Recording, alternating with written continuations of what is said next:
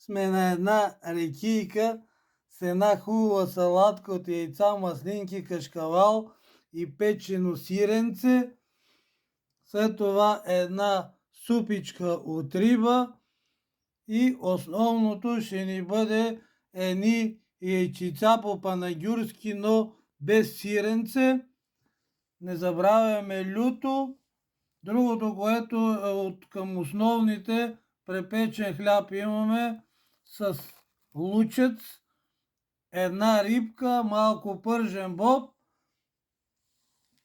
Отиваме на една баничка, мини баничка.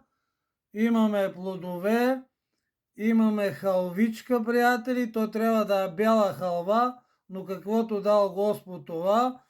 Един мазан тиквеник и да не забравяме малко червено винце. Ето това ще ни е вечерята на сирни заговезни.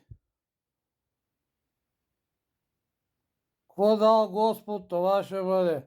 Хайде, живи и здрави и приятно изкарване на сирни заговезни.